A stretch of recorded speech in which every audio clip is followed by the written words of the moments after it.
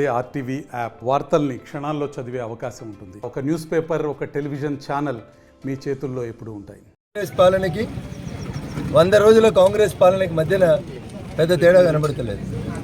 పేదోడి కష్టాలు 10 సంవత్సరాల కేసీఆర్ పాలనలు ఎట్లున్నాయో 100 రోజుల రేవంత్ రెడ్డి గారి పాలన లోపల కూడా అట్లే కనబడతా ఉన్నాయి.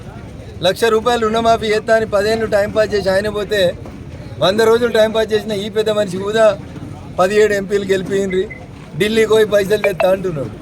సార్ నువ్వు తెచ్చేది ఎందుకు, ఢిల్లీకి పోవడం ఎందుకు? బీఆర్ఎస్ పరిస్థితి ఎట్లుందో కాంగ్రెస్ పరిస్థితి కూడా అట్లే ఉంది.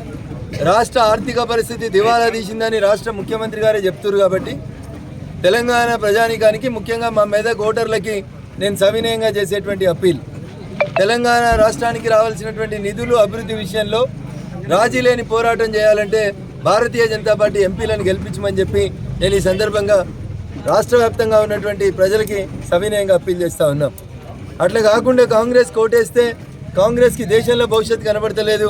కాబట్టి ఒక్క తెలంగాణలో కాంగ్రెస్ కోట్లు పడితే అవి మురిగిపోతాయి, నిజాంపేట చెరువులో పడ్డట్టు అవుతాయి తప్ప ఉపయోగంలోకి రావు. కాబట్టి దయచేసి నరేంద్ర మోడీ గారిని 3వ ప్రధానమంత్రి అయ్యేలా ఆశీర్వదించమని ప్రజానికానికి అందరికీ కూడా అప్పీల్ చేస్తా ఉన్నాం. Thank you. మరిన్ని వీడియోస్ కోసం ఛానల్ ని సబ్స్క్రైబ్ చేయండి. లేటెస్ట్ అప్డేట్స్ కోసం వాట్సాప్ ఛానల్ ని ఫాలో చేయండి. అండ్ లింక్ డిస్క్రిప్షన్ లో ఉంది.